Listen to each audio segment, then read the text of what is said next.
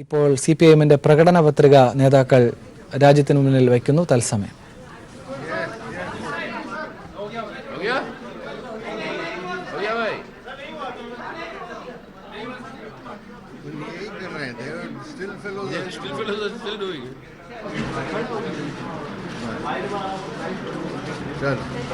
चलिए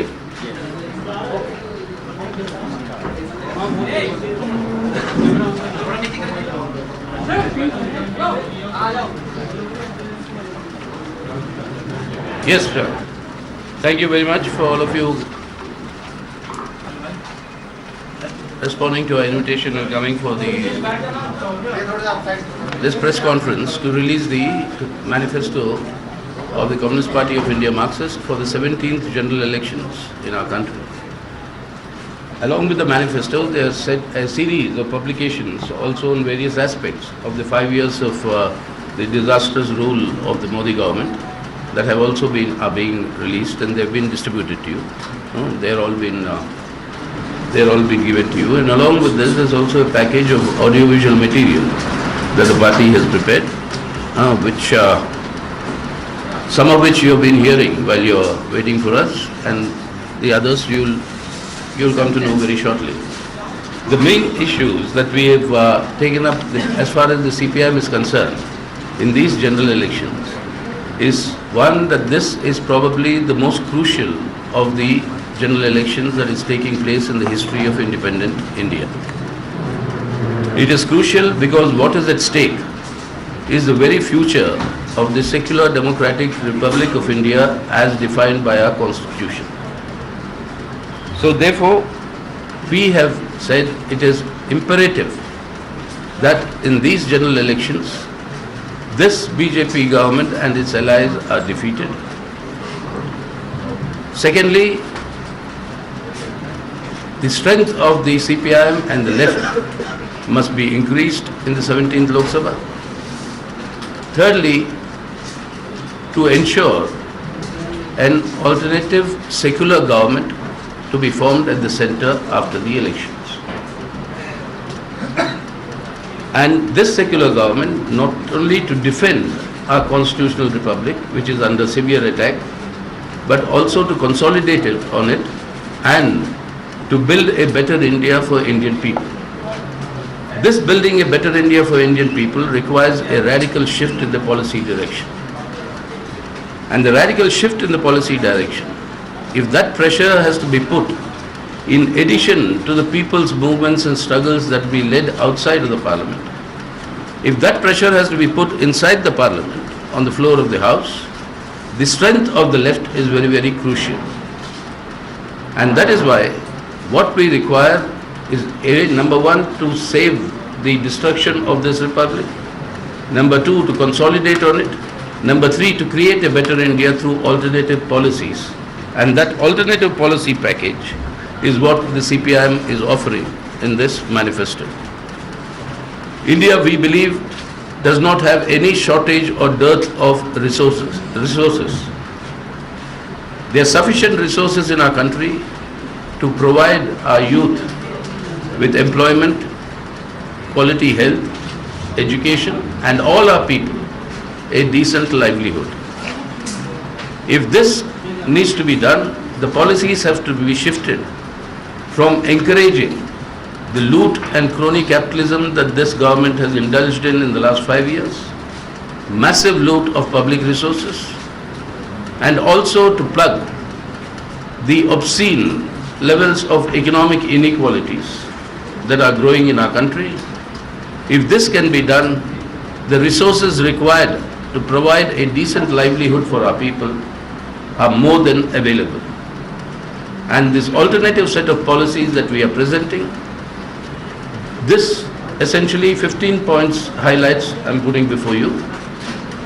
These 15 points is what is the entire alternative that the CPI is proposing before the electorate and asking them to strengthen the CPIM's presence in the parliament on this basis. The first of these, this has been circulated to you in a nutshell, a summary form, this particular note. The first of this is to protect the secular principle and democratic rights enshrined in our Constitution. The second is to enforce farmers' rights to sell their produce at a minimum support price, which is at least 50% higher than the total cost of production. The third is a statutory minimum wage for workers of not less than 18,000 rupees per month, with the wages being linked to the consumer price index. The fourth is the universal public distribution system with provision of 35 kilograms of food grains per family or 7 kilograms individual at a maximum price of rupees 2 per kg. The fifth is right to free health care and private insurance-led health care, which is currently being forwarded by this Modi government. Public expenditure on health to be raised to 5% of the GDP. Implement one-third reservation for women in parliament and state assemblies. Take comprehensive steps to end violence against women and children. Major expansion of public educational system. Schools and higher education with quality upgradation.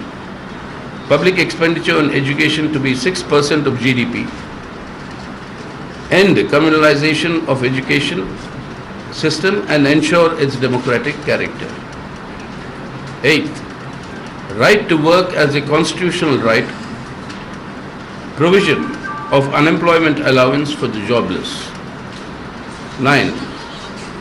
Old age pension with minimum monthly pension, which is not less than half the minimum wage, or rupees 6,000 per month, which is higher for all citizens. 10th, halt privatization of public sector enterprises and roll back privatization in defense, energy and railways and basic services. 11, reservation in jobs and education in private sector for SC/STs. 12, raise taxes on the rich and corporate profits, restore wealth tax for super rich and introduce inheritance tax, restore long-term capital gains tax. These measures we consider are important in order to bridge the obscene levels of widening of economic inequalities in our country. The example of that is that 1% of the total additional wealth created in 2018, for instance, 73% of the wealth created gone to the hands of 1% of the Indian population. This is the level of inequalities. This has to be curbed by these sort of measures. 13. Reform the electoral system by introduction of proportional representation with partial list system, scrap electoral bonds, state funding in kind for electoral expenses. 14. This is concerning the digital rights of all Indians. Recognize digital infrastructure as public infrastructure to be used for public good. Stops bulk surveillance by state agencies under Section 69. There should be clear provisions and judicial supervision of any surveillance that violates citizens' privacy. Enact data privacy laws that protect the people against appropriation and misuse of users' private data for commercial use. Curb monopolies that use either telecom such as Jio, Airtel, Vodafone or internet service platforms such as Google, Facebook, etc. And the 15th point is on gender rights, transgender rights. The passing of Rights of Transgender Persons Bill 2014 to uphold the rights of all transgender persons and removing the lacunae present in the current Transgender Persons Bill 2018. A comprehensive anti-discriminatory bill covering LGBT, reservation in education institutions, ensuring horizontal reservation in employment, ensuring crimes against LGBT persons is treated on par with crimes against non-LGBT persons. So these are the main highlights of the alternative policy that we are policy direction that we are advocating and we would want the country to adopt, which I think is possible, resources are there, and we can all together create a better India. First, to save the Indian Constitution and the constitutional order, to consolidate it, and to create a better India through these alternative policies. Now, I think for the first time in the history of at least the Indian political democracy experience, a audio version of the manifesto is also being put up on our website to help the marginalized and the disadvantaged to hear the manifesto, those who have difficulties and hardships in reading it. So this is also been taken up this time by the CPI. So the audio version of this manifesto will be available on our website. So this is the essence of what our manifesto has. In the manifesto you have spoken about introduction of proportional representation partial list system. Can you please explain why you are offering this particular thing? Why we are saying is that the definition of a democracy is the rule of the majority. There has since independence, except probably for only one time when you had the coalition that emerged post-independence in 1977 of Janata Party. No other time did the central government enjoy the support of 50% or more of the people who actually voted, not of the whole electorate. This government, for instance, has a support base of 31% of the people who have voted. 69% of the people who voted in the last general election voted against the Bjpయ. But the Bjp today has a majority of its own. This, we believe, is not a true reflection of democracy. This can only be resolved by introducing a proportional representation. And given India's diversity, this cannot be a universal proportional representation. It will have to be partial. And the partial list system will ensure that there is a greater parity on the people's support that the party receives and its representation in the parliament. So this is actually fine-tuning Indian democracy to make Indian democracy not merely better in terms of representation, but also make it better in terms of its vibrancy in responding to the people's aspirations.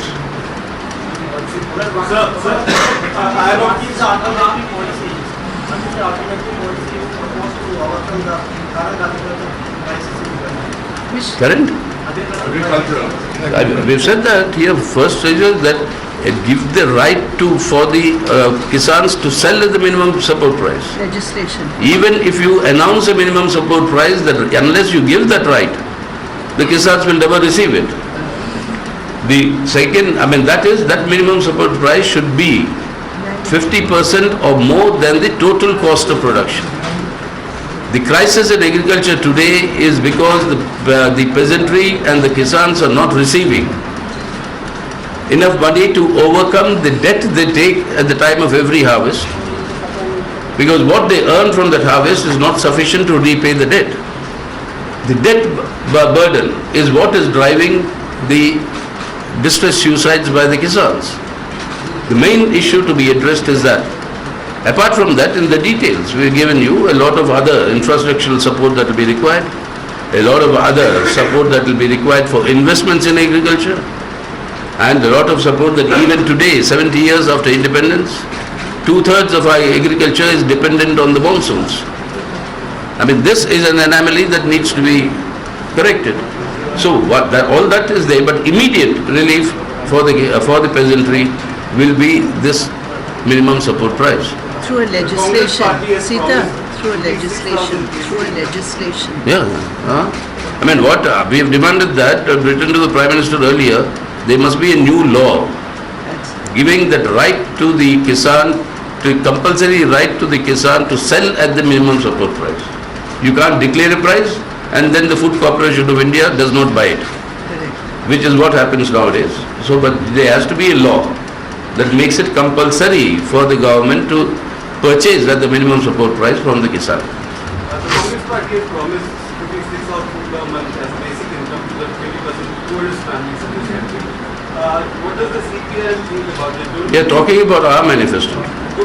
We don't want you to deflect everything only to that controversy. Today leave it to our manifesto, please report that. And subsequently we will answer. We will answer all those questions. On your manifesto, on several, while you're talking about the need for electing a secular government, on several seats, CPIM is contesting against the so-called secular parties. Aren't you weakening that process of electing the secular government? First of all, remember, politics is not arithmetic. Do not add up 2 and 2 together and say they'll be 4. In politics, the 2 and 2 together could be 22 or could be 0. So now, I mean, the great example that you have, the latest example is that of what happened in Chhattisgarh. You all said, all of you, that with the Ajit Jogi Mayawati alliance, Congress will be weakened, defeated, secular forces will get weakened, and Bjpya will get a free run. What happened?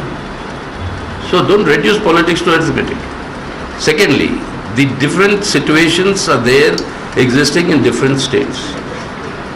The Congress and the CPIM lead two fronts in Kerala, the LDF and the UDF, and they have traditionally been in opposition to each other, and they'll continue to be in opposition to each other on the basis of our understanding of what the Congress and that front represents. Traditionally, all along in Tripura, the main fight has been between the Congress so far, till the last election, between the Congress and the CPIM. In Bengal, it's been between the Congress and the CPIM, that will continue. And in many of the other states, there are regional parties. The attitude of the regional parties is also important to understand. So what we had said in our Central Committee earlier, that our tactic should be to maximize the pooling of anti-BJP vote. So for that, in some states, the seat adjustments, some arrangements are being done, and that all of you know in the states where it has been worked out. But overall, what we are saying is the rejection of the experience of the last 5 years under this Modi government. According to us, this has been an unmitigated disaster for the Indian people and for the nation. What are the major changes that you have brought in the manifesto from 2014 in terms of alternative policies? Well, The major changes. major changes is, you see, what we have, major changes we have brought from the situation in the last election was different. So what we have said in the experience of the last 5 years, one, this entire loot of the public money that is taking place, both through the NPA scams, through the Rafale scam, and the sort of an unbridled access to profit maximization that has been given, resources of the country are getting more and more accumulated in the hands of a few. You have to plug that and bring that back, and therefore the slew of measures we have given in terms of the tax measures, we have given in terms of what is the laws that will be required. The details are there in the manifesto. You can please go through that. The laws that are required in order to plug this sort of crony capitalism. We have said in the detail, and we have said it in the highlights as well, that electoral bonds today is the complete legalization of political corruption by this Modi government. And yesterday in the Supreme Court, we are happy that the Election Commission continued to maintain its position of opposition to the electoral bonds, where it has set 2 points which we have always been maintaining. What do these election bonds do? They remove transparency. So nobody knows who is paying whom. Number 2, by these changes in the laws that were smuggled through the finance bill in order to avoid the Rajya Sabha scrutiny, they have reversed the earlier laws of allowing foreign funding to Indian political parties. The Election Commission itself had to say that this will be distorting Indian political democracy. If foreign funding can influence the Indian politics, And this is a very, very dangerous thing. I think it undermines completely and violates Article 324 of the Indian Constitution, where the Election Commission is vested with the right to conduct free and fair polls. These changes in political funding distort free and fair polls. So the Election Commission is right. They cannot really allow the destruction of their constitutional right and their responsibility to the people to such laws. So let's see what the apex court will say, but we have said that this should be put an end to. If not these elections, it should be stayed, because if you notice the schedules that the government has announced for the release of electoral bonds to various banks, that schedule is closely tied with the polling dates in this 7-phase election. So we all know what it means. We all know how this money is going to be siphoned. I have another question, sir. In your budget, you are proposing to scrapping off FRBM Act. Economically speaking, so isn't it an economically irresponsible proposition that you are taking a leeway for taking a leeway for populism at the cost of fiscal? This logic has never worked. It is never correct. How did this law stop the profligacy of this Modi government in its expenditures? They are concealing the fiscal deficit to taking recourse to non-budgetary methods of raising and spending resources. So containing the fiscal irresponsibility does not come through law. Fiscal responsibility comes through your commitment and your practice of what you are actually doing. If your objective is to loot the country, no amount of laws can stop it. But in the name of this law, you cannot deprive the democratically elected state governments of their right to draw on resources in order to implement what the promises they made to the electorate in that state which voted for them.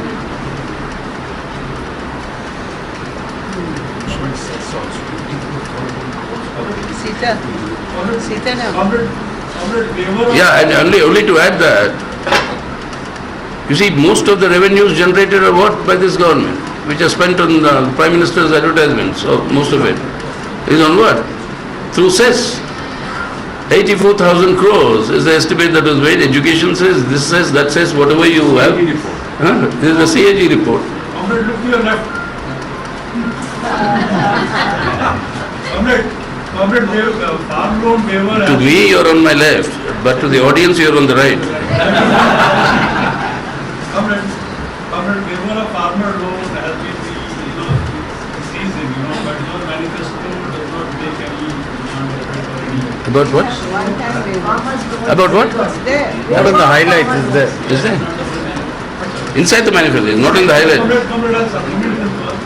What was the point? Farm loan waiver you're not mentioning. It's not in there. That submitted a charter of demand. All the parties. Central Trade Unions. We've accepted. They had to put all the political parties to incorporate their demand. So how much of that? It's all here. It's all here. Go inside. I would request you to please go through the sections on which you have these doubts. Most of the demands of the Central Trade Unions are there. We have supported the charter of the Central Trade Unions. We have supported the charter of the Central Trade Unions. We supported the charter of the Joint Kisan Coordination Committee, many of those issues that are there. So, that support exists, but what we are focusing is especially 25, 26, 27. They have not got copies. three They have pages not of got copies. They have not. Got it. They have. Got the copy. Pages 25, 26, 27. If you open the 3 pages are on the working class demands. दादा, आपका highlight कहता है 6,000 रुपए हर महीने देंगे. हो सकता है वो परसेंटेज बहुत कम लोगों को हो, जिसमें आप कह रहे हैं कि जो मिनिमम भत्ता है, जो भी ज्यादा होगा वो अमाउंट देंगे. राहुल गांधी ने भी घोषणा की है कि 72. फिर वही बात, पहले हमारी मैनिफेस्टो की बात करो यार. ये पेंशन. ये पेंशन की बात है. सर सवाल कि आप पेंशन दे रहे हैं, कह रहे हैं वो भी बढ़ाएंगे। कहीं ना कहीं सवाल दरअसल फ्रीबी को लेकर के जा रहा है कि जैसे जैसे चुनाव आ रहे हैं या चुनाव की आप तैयारियां कर रहे हैं, हर कोई फ्रीबी अनाउंस कर रहा है कि राहुल गांधी ने वहाँ 72। यार आप हमें फ्रीबी की बात कह रहे हो। अब चुनाव आए हैं, चुनाव आने वाले हैं, तो 6 एयरपोर्ट्स की निजीकरण का राइट आप अदानी ग्रुप को क्यों देते हो? वो क्या है? SEZ पहला जो आपको खोलने वाली इंफॉर्मेशन टेक्नोलॉजी वो अदानी ग्रुप को क्यों जाता है? राफेल का ये पूरा ऑफसेट कॉन्ट्रैक्ट्स आपके अंबानी को क्यों जाता है? वो फ्रीबीज नहीं है क्या चुनाव से पहले? कमाल की बात कह रहे हो। अब ये कोई फ्रीबीज नहीं है, ये है सीधा सीधा हम समझते हैं कि जनता के अधिकार, ये अधिकार से उनको वंचित किया जा रहा है इस तरीके की लूट की वजह से। But isn't the state abdicating its responsibility to provide services by giving these cash payments? That was my question. Which one? I'm sorry. Any cash payment, isn't the state abdicating its responsibility? Absolutely. We are saying that there can be no substitute for the measures and the welfare schemes that the state must undertake. We are critical that the existing measures are very inadequate. They have to grow. No cash transfer can replace those. Be very clear. We are completely in opposition to that.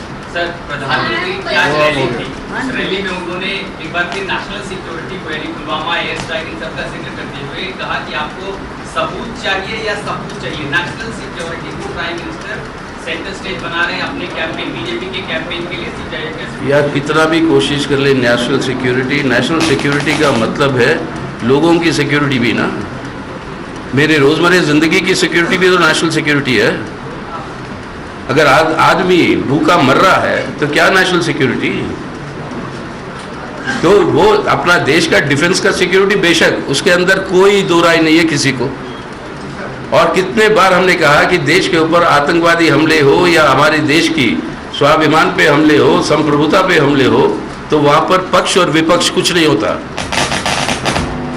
वहां पर देश के लोग और अपना दुश्मन, पक्ष और विपक्ष की बात लाने वाले वही आतंकवाद को प्रोत्साहन देने वाले लोग हैं, और वो है हमारे प्रधानमंत्री और बीजेपी। हर चीज में पक्ष और विपक्ष को ले आकर वो देश की हित को भूलते हैं अपनी चुनावी और राजनीतिक स्वार्थ के लिए। अभी हमने लिखा कल इलेक्शन कमीशन, क्या प्रधानमंत्री ने आपसे अनुमति लिया कि ये आचार संहिता के चलते हुए क्या उन्होंने इस तरीके की घोषणा करेंगे या इस तरीके के एड्रेस करेंगे नेशन? उसका जवाब तो नहीं आया। अखबारों में हमने पढ़ा कि कोई कमेटी बनाई ये जांच करने के लिए। कमाल है भाई, कमेटी की कोई अबे जांच करना होगा? ये सीधा सीधा बात है भाई, आपको पूछा ये नहीं पूछा। और ये बोलते राष्ट्रीय सुरक्षा का मामला है, इसके लिए पूछने की जरूरत है। क्या सुरक्षा का मामला है? वैज्ञानिकों ने ये बात आज नहीं 9 साल पहले घोषणा की थी। कारण थे उस समय, और वो कारण आज भी प्रासंगिक है। और वो कारण ये है कि एक बार कोई सैटेलाइट को आप वहाँ पर ख़त्म कर देते हो, उसका जो बचा हुआ डिब्री जो है वो पूरा घूमते रहता है। जब चीन ने ये काम किया तो भारत ने उसका आलोचना क्या की कि इतना सारा डिब्री आप जो है आउटर स्पेस में डाल रहे हो। ऑलरेडी आउटर स्पेस में भरा हुआ है डिब्री से 19 tons. हाँ? This was 19 tons. 19 Yesterday just already भरा हुआ है। और वहाँ पे वो खतरा ये है कि कोई भी रॉकेट लॉन्च आप करोगे, पता नहीं वो डिब्री का कौन सा टुकड़ा कब आके किधर लगेगा। अब हमारे वित्त मंत्री कहते हैं नहीं 1 हफ्ते में हम साफ कर देंगे। कैसे करोगे भाई? झाड़ू पोछा लगाओगे? स्पेस में जाके झाड़ू पोछा लगाओगे? साफ कर देंगे? तो वो छोड़िए, मतलब वो उसकी बात छोड़िए। लेकिन अब ये कह रहे हैं कि पहले वाले सरकारों में राजनीतिक हिम्मत नहीं थी। हाँ, पहले से था, ये अब मानना पड़ रहा है कि ये क्षमता पहले से था। ये कोई मोदी सरकार की उपलब्धि नहीं है। लेकिन वो कहते हैं कि पुरानी सरकारों में ये क्षमता नहीं थी, ये साहस नहीं था, ये राजनीतिक निर्णय लेने के लिए। तो मोदी साहब बता दीजिए, ये साहस आपको 5 साल के बाद क्यों मिला? आप 5 साल से तो सरकार में हैं। अगर आपकी साहस है तो ये क्यों तय किया कि चुनाव जब घोषणा हो जाएगी तब साहस दिखाएंगे? क्या मतलब है? अगर इसको भी हमें समझाना पड़ेगा तो मतलब जरा हालात मुश्किल है देश में. As a follow-up question to Balakot, your manifesto mentions repealing of AFSPA. Yes. So my question is, what are your arguments in favor of repealing, considering there is so much hoopla around national security, and you be seen as a party endangering Well, we've held a state government in the country that is in the state of Tripura for some time. We repealed the AFSPA in Tripura. And there was no in that sort of a thing of sort of a counter effect of a rise in terrorism or terrorist activity. Now the question is that we have enough laws in the country to take care of all those incidents. But unbridled what you call rights for the armed forces, which can be misused for harassing and genuine harassment and misuse against the citizens. If that is inevitable for security reasons, we understand, but it is not. And we have shown it in practice, and the then Union Home Minister, Mr. P. Chidambaram, had to come out openly when we were demanding that you repeal it. That government was not doing it. When Tripura did it, he had to come out openly and say that, congratulate the Tripura government. Reddy Commission had given those recommendations to remove those draconian... And the Law Commission, they have given these recommendations that AFSPA should be removed. There are many such reports. But our point is that security, there is no compromise that all of us have always been saying. But don't use the security issues for your political polarization. The Modi government is falling into the trap of the terrorists who want to divide our people and pit one section against the other for their benefit. The government is precisely falling into the trap. Instead of unifying the country, they want to exploit this for their electoral benefit, which is the most dangerous thing they are doing for the country.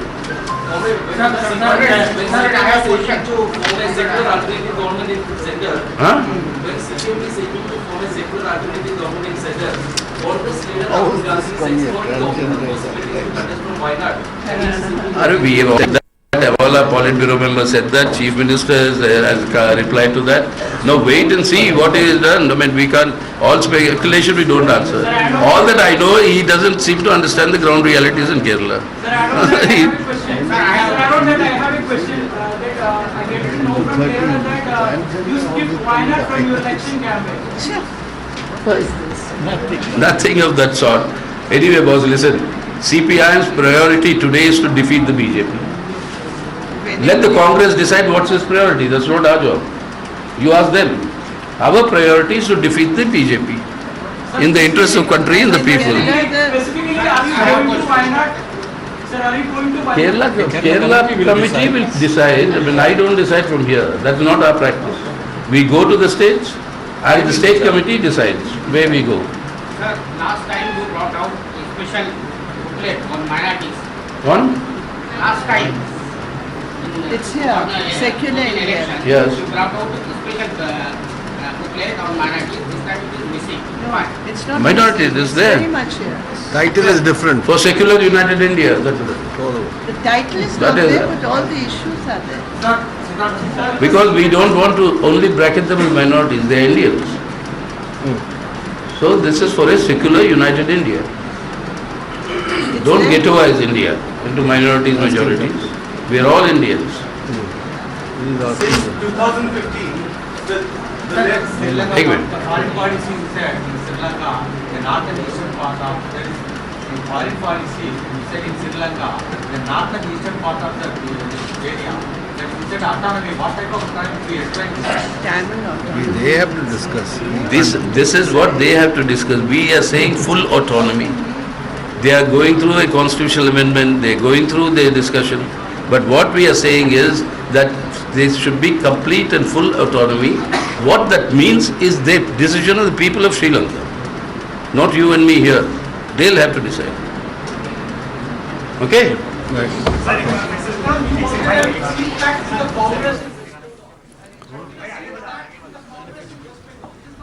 Yeah, that is electoral alliance. That will deal separately. Today is the manifesto. What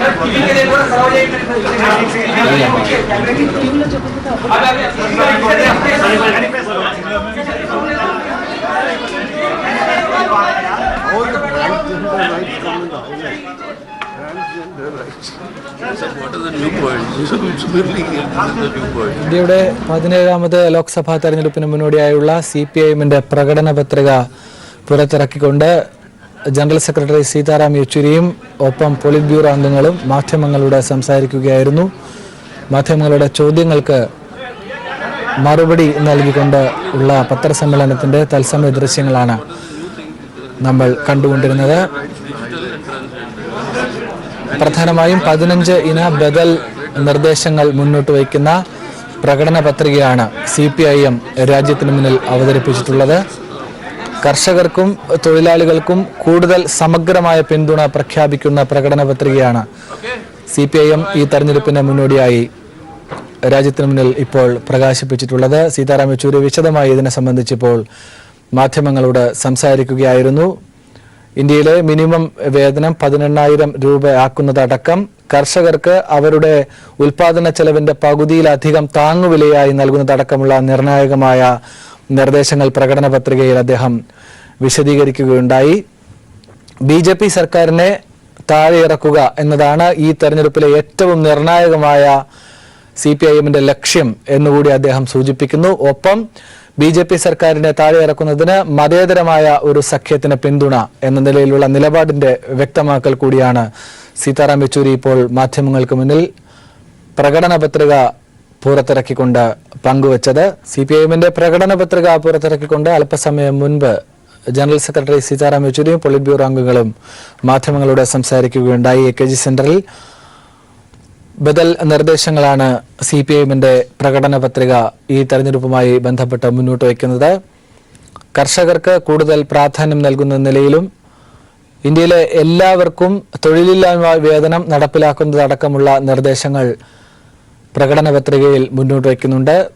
BJP സർക്കാരിനെ ഏത് നിലയിലും അധികാരത്തിൽ നിന്ന് പുറത്താക്കുന്നതിന് മതേതര ജനാധിപത്യ കൂട്ടായ്മ എന്ന നിലയിൽ മുന്നോട്ട് പോകുമെന്ന നിലപാടാണ് സീതാറാം യെച്ചൂരി വിശദീകരിച്ചത്. ഇപ്പോൾ സന്തോഷ് സർലിംഗ് ദില്ലിയിൽ നിന്ന് ചേരുന്നുണ്ട് വിശദാംശങ്ങളുമായി. സന്തോഷ്, യെച്ചൂരി സൂചിപ്പിച്ചതുപോലെ സ്വതന്ത്ര ഇന്ത്യയുടെ ഏറ്റവും നിർണായകമായ ഒരു തെരഞ്ഞെടുപ്പിനെ രാജ്യം അഭിമുഖീകരിക്കാൻ പോവുകയാണ് എന്ന CPIഎമ്മിന്റെ നിരീക്ഷണം. എന്തൊക്കെ കാര്യങ്ങളാണ് പ്രകടന പത്രികയിൽ പറയുന്നത്? വിശദാംശങ്ങൾ എന്തൊക്കെ? ആനന്ദ്, അല്പസമയം മുമ്പാണ് ദില്ലി AKG ഭവനിൽ നടന്ന ചടങ്ങിൽ പോളിറ്റ് ബ്യൂറോ അംഗങ്ങൾ CPIഎം ജനറൽ സെക്രട്ടറി സീതാറാം യെച്ചൂരിയും സംയുക്തമായി CPIഎമ്മിന്റെ ഇലക്ഷൻ പ്രകടന പത്രിക പുറത്തിറക്കിയത്. 2019 17ാം ലോക്സഭയിലേക്കുള്ള തെരഞ്ഞെടുപ്പിന് ഇനി ദിവസങ്ങൾ മാത്രമാണ് ബാക്കിയുള്ളത്. നിർണായകമായ 15 കാര്യങ്ങളിൽ ഊന്നിക്കൊണ്ടുള്ള ഒരു പ്രകടന പത്രികയാണ് ഇപ്പോൾ പുറത്തിറക്കിയിരിക്കുന്നത്. ഇത് പ്രകാരം അത് പിന്നീട് തന്നെ നിർവചിക്കാം. ഏറ്റവും ആദ്യം എന്നത് ഭരണഘടന ഉറപ്പാക്കുന്ന മതേതരത്വവും ജനാധിപത്യവും സംരക്ഷിക്കും എന്നാണ് ഈ ഭരണഘടനയിൽ CPIഎം വ്യക്തമാക്കുന്നത്.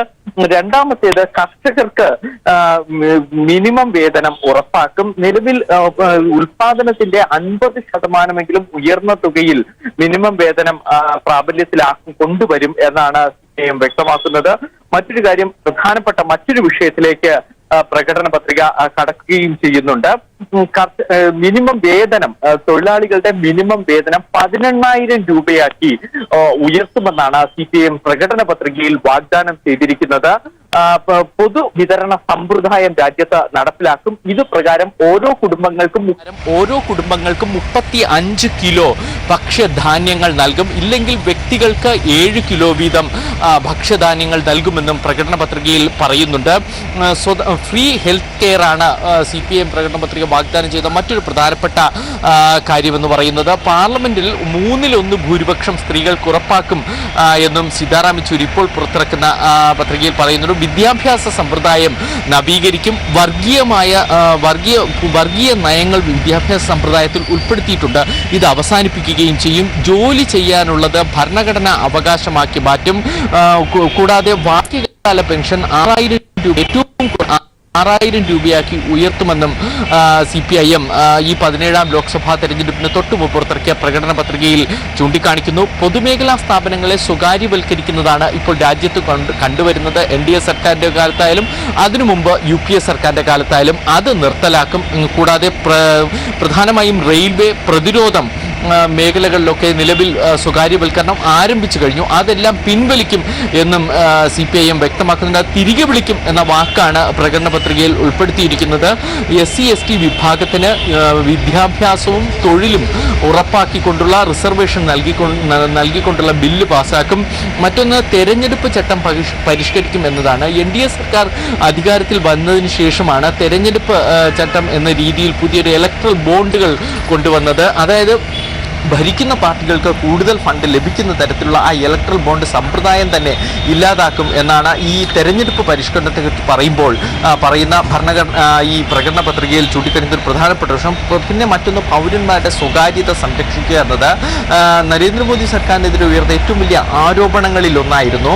ഈ പലപ്പോഴും രാജ്യസുരക്ഷയുടെ പേരിൽ പൗരന്മാരുടെ സ്വകാര്യതയെ തന്നെ കടന്നുകയറുകയും പരിശോധിക്കുകയും ചെയ്യുന്ന ഒരു രീതി, അത് നിർത്തലാക്കും. അത്തരത്തിലുള്ള ഭരണഘടനാപരമായ അല്ലെങ്കിൽ ഏതെങ്കിലും തരത്തിലുള്ള ചട്ടങ്ങളുണ്ടെങ്കിൽ അതെല്ലാം റദ്ദ് ചെയ്യുമെന്നും CPIM പ്രകടന പത്രികയിൽ ചൂണ്ടിക്കാണിക്കുകയും ചെയ്യുന്നുണ്ട്. കൂടാതെ മൊബൈലിൻ്റെയും ഇന്റർനെറ്റ് മേഖലയിലും അപ്രമാദിത്വം നിലവിലുണ്ട്. സ്വകാര്യവൽക്കരണത്തിന്റെ ഭാഗമായി ഉണ്ടായതാണ് അത്തരം അപ്രമാദിത്വങ്ങൾ. ജിയോ, എയർടെൽ, വോഡാഫോൺ ആകട്ടെ, ഇനി ഇന്റർനെറ്റ് സർവീസ് രംഗത്താകട്ടെ ഗൂഗിൾ, ഫേസ്ബുക്ക് തുടങ്ങി ഇത്തരം അപ്രമാദിത്വങ്ങൾ രാജ്യത്ത് ഇല്ലായ്മ ചെയ്യുമെന്ന ഉറപ്പും CPIM പ്രകടന പത്രികയിൽ വ്യക്തമാക്കുകയും ചെയ്യുന്നുണ്ട്. സന്തോഷ്, എന്തൊക്കെയാണ് ഒരു പരിധിയിലധികമുള്ള സമയം മാധ്യമങ്ങൾ നിരന്തരം ചോദ്യങ്ങൾ ഉന്നയിക്കുകയുണ്ടായി പ്രകടന പത്രിക അവതരിപ്പിക്കുമ്പോൾ? ഇതുമായി ബന്ധപ്പെട്ട് വിവിധ മാധ്യമങ്ങൾ ഉന്നയിച്ച ഏറ്റവും സുപ്രധാനമായ പ്രകടന പത്രികയുമായി ബന്ധപ്പെട്ട ചോദ്യങ്ങൾ എന്തൊക്കെയായിരുന്നു? ഇക്കാര്യങ്ങളിലുള്ള CPIMന്റെ നിലപാടുകൾ എന്തൊക്കെയാണ്?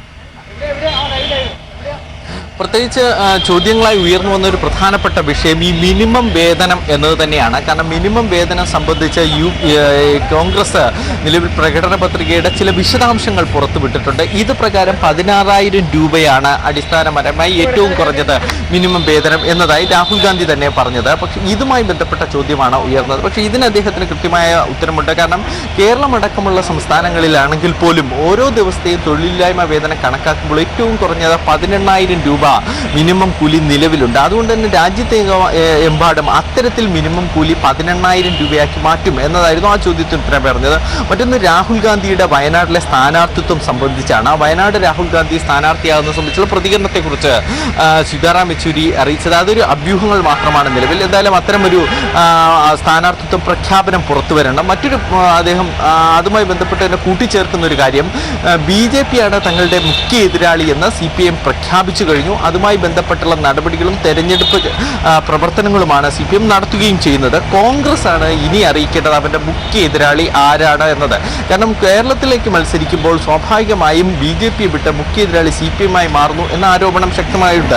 അത് ചൂണ്ടിക്കാണിച്ചുകൊണ്ടാണ് CPIM general secretary Sitaram Yechury പറഞ്ഞത് CPIMന്റെ മുഖ്യ എതിരാളി BJPയാണ്, പക്ഷേ കോൺഗ്രസിന്റെ മുഖ്യ എതിരാളി ആരാണ് എന്നത് അവർ തന്നെയാണ് ഇനി വ്യക്തമാക്കേണ്ടതെന്നാണ്. കൂടുതൽ അതിനെക്കുറിച്ച് പ്രതികരിക്കാൻ അദ്ദേഹം തയ്യാറായതുമില്ല. സന്തോഷ്, അതുപോലെ ഏറ്റവും നിർണായകമായി സൂചിപ്പിക്കുന്നത്, ഒരു സൂചനയായി മുന്നോട്ട് വയ്ക്കുന്നത്, രാജ്യത്ത് ഒരു മതേതര സർക്കാരിനായി CPIM ഉറച്ച നിലപാടെടുക്കും, ആ നിലപാടിൽ മുന്നോട്ട് പോകും എന്നാണ്. ആ നിലപാടിൽ ഇപ്പോൾ പ്രകടന പത്രികയിൽ നിന്നുകൂടി വായിക്കാൻ കഴിയുന്ന കാര്യങ്ങൾ എന്തൊക്കെയാണ്? 43 പേജ് വരുന്ന പ്രകടന പത്രികയാണ് CPIM പുറത്തിറക്കിയത്. ഈ പ്രകടന പത്രികയുടെ ആമുഖത്തിൽ തന്നെ പറയുന്ന കാര്യങ്ങളാണ് ഇപ്പോൾ ആനന്ദ് വ്യക്തമാക്കുന്നത്. കാരണം നമുക്കറിയാം, ഹൈദരാബാദ് പാർട്ടി കോൺഗ്രസിലാകട്ടെ, അതിനുശേഷം ചേർന്ന കേന്ദ്ര കമ്മിറ്റി ആകട്ടെ, ഈ തെരഞ്ഞെടുപ്പിൽ പാർട്ടിയുടെ നയം എന്ന രീതിയിൽ മുന്നോട്ട് വെച്ചത് 3 പോയിന്റുകളാണ്. അതിൽ ഏറ്റവും പ്രധാനപ്പെട്ടത് BJPയെയും BJP മുന്നണിയെയും തോൽപ്പിക്കുക എന്നത്. രണ്ടാമത്തെ ലക്ഷ്യം പാർലമെന്റിൽ, ലോക്സഭയിൽ CPIMന്റെ അംഗബലം വർദ്ധിപ്പിക്കുക, ഇടതുപക്ഷത്തിന്റെ അംഗബലം, സ്വാധീന ശക്തി വർദ്ധിപ്പിക്കുക. മൂന്നാമത്തേത് പുതിയൊരു സർക്കാർ മതേതര സർക്കാരാണ് എന്ന് ഉറപ്പുവരുത്തുക. ഈ 3 നയങ്ങളിൽ നിന്ന് അടിസ്ഥാനമാക്കിക്കൊണ്ടുള്ള ഒരു പ്രകടന പത്രികയാണ് ഇപ്പോൾ തയ്യാറാക്കിയിരിക്കുന്നത്. അതാണ് ആമുഖമായി അദ്ദേഹം പറഞ്ഞിരിക്കുന്നത് പോലും. കാരണം ഏറ്റവും പ്രധാനപ്പെട്ട ലക്ഷ്യം എന്ന് പറയുന്നത് BJP മുന്നോട്ട് വയ്ക്കുന്ന വർഗീയ അജണ്ട തന്നെയാണ്. രാജ്യത്ത് അത് ഉണ്ടാക്കുന്ന അപകടങ്ങൾ ഏറെ വലുതാണ്. ആ വർഗീയ അജണ്ടയ്ക്കെതിരായ ഒരു പോരാട്ടമാണ് ഇപ്പോൾ പാർട്ടി നടത്തുന്നത്. അതുകൊണ്ട് തന്നെ BJPയും BJPയുടെ ഘടക സഖ്യകക്ഷികളെയും പാർലമെന്റിൽ തോൽപ്പിക്കുക, അല്ലെങ്കിൽ തെരഞ്ഞെടുപ്പിൽ തോൽപ്പിക്കുക എന്നതാണ് മുഖ്യ ലക്ഷ്യമെന്ന് ആവർത്തിക്കുകയും ചെയ്യുന്നുണ്ട് ഈ പ്രകടന പത്രിക. സന്തോഷ്, ഒപ്പം മൊത്ത ആഭ്യന്തര ഉൽപാദനത്തിന്റെ വരുമാനത്തിന്റെ 6%-ലോ അതിലധികമോ വിദ്യാഭ്യാസ മേഖലയ്ക്കായി നീക്കിവെക്കും എന്ന് പറയുന്നതിന്റെ ഒരു ഇടതുപക്ഷ കാഴ്ചപ്പാടാണോ പ്രകടന പത്രികയിൽ വ്യക്തമാകുന്നത്? വിദ്യാഭ്യാസ മേഖലയിലെ നവീകരണം ഈ പ്രകടന പത്രികയിലെ പ്രധാനപ്പെട്ട ഒരു വിഷയമായി തന്നെ CPIM എടുത്തു പറയുന്നുണ്ട്. അത് നമുക്ക് വേണമെങ്കിൽ കുറച്ച് ബ്രീഫായി ഇങ്ങനെ തന്നെ പറയാം. വിദ്യാഭ്യാസ മേഖലയിൽ വർഗീയ അജണ്ട ലക്ഷ്യമാക്കിക്കൊണ്ടുള്ള ചില കൈകടത്തലുകളൊക്കെ NDA സർക്കാരിൻ്റെ ഭാഗത്തു നിന്ന് ഉണ്ടായിട്ടുണ്ട്. നമുക്കറിയാം, വിവിധ സംസ്ഥാനങ്ങളിൽ പോലും അല്ലെങ്കിൽ CBSEയുടെ ഭാഗത്തു നിന്നായാൽ പോലും വർഗീയത പ്രോത്സാഹിപ്പിക്കുന്ന രീതിയിൽ അല്ലെങ്കിൽ ചില രാഷ്ട്രീയ താല്പര്യങ്ങൾക്ക് അനുസൃതമായി ഈ പഠന ഭാഗങ്ങൾ നവീകരിച്ചുകൊണ്ട് കുട്ടികൾക്ക് മുമ്പിൽ നൽകുന്ന രീതിയുണ്ട്. അപ്പോൾ ഇത് മാറ്റും എന്ന് ആ വിദ്യാഭ്യാസ നവീകരണവുമായി ബന്ധപ്പെട്ട് പ്രകടന പത്രികയിൽ CPIM എടുത്തു പറയുന്നത്. അപ്പോഴാണ് 6% GDPയുടെ 6%മെങ്കിലും വിദ്യാഭ്യാസ മേഖലയ്ക്കായി മാറ്റിവെക്കും എന്ന് വ്യക്തമാക്കുന്നത്. Major expense of public education system എന്ന് തന്നെയാണ് ചൂണ്ടിക്കാണിച്ചുകൊണ്ട് തന്നെയാണ് തുടങ്ങുന്നത്. അതായത് പ്രാഥമിക വിദ്യാഭ്യാസമാകട്ടെ ഉന്നത വിദ്യാഭ്യാസ മേഖലയിലാകട്ടെ ഇതിന് ക്വാളിറ്റി അടിസ്ഥാനമാക്കിക്കൊണ്ടുള്ള നവീകരണം ഈ മേഖലയിൽ കൊണ്ടുവരും. GDPയുടെ 6% വിദ്യാഭ്യാസത്തിന് വേണ്ടി മാത്രമായി മാറ്റിവെക്കുകയും ചെയ്യും. കൂടാതെ മറ്റേ വർഗീയവൽക്കരണവുമായി ബന്ധപ്പെട്ടുള്ള ഈ പാഠഭാഗങ്ങൾ ഇല്ലാതാക്കും. അത്തരത്തിലുള്ള പ്രവർത്തനങ്ങൾ വിദ്യാഭ്യാസ മേഖലയുണ്ടെങ്കിൽ അത് നിർത്തലാക്കുമെന്നും വിദ്യാഭ്യാസ മേഖലയുമായി ബന്ധപ്പെട്ടിട്ടുള്ള പ്രകടന പത്രികയിലെ ഭാഗത്തിൽ CPIM ചൂണ്ടിക്കാണിക്കുകയും ചെയ്യുന്നുണ്ട്. ശരി സന്തോഷ് സർലിംഗ്, വ്യക്തമാണ്. സന്തോഷ് സർലിംഗ് ദില്ലി AKG ഭവന് മുന്നിൽ നിന്നാണ് ഇപ്പോൾ വിശദാംശങ്ങൾ നൽകിയത്. കർഷകർക്കും വിദ്യാഭ്യാസത്തിനും തൊഴിലാളികൾക്കും അടക്കം പ്രാധാന്യം നൽകുന്ന ഒരു മതേതര സർക്കാരിനായി നിലകൊള്ളും എന്ന നിലപാട് വ്യക്തമാക്കുകയാണ് CPIMന്റെ പ്രകടന പത്രിക. ഒപ്പം 17ാമത് ലോക്സഭാ തെരഞ്ഞെടുപ്പ് സ്വതന്ത്ര ഇന്ത്യയുടെ ചരിത്രത്തിലെ ഏറ്റവും നിർണായകമായ ജനാധിപത്യ തെരഞ്ഞെടുപ്പ് കൂടിയായിരിക്കും എന്ന CPIM നിലപാട് യെച്ചൂരി അല്പസമയം മുൻപ് മാധ്യമങ്ങളോട് വിശദീകരിക്കുകയായിരുന്നു. വിശദാംശങ്ങളാണ് കേട്ടത്.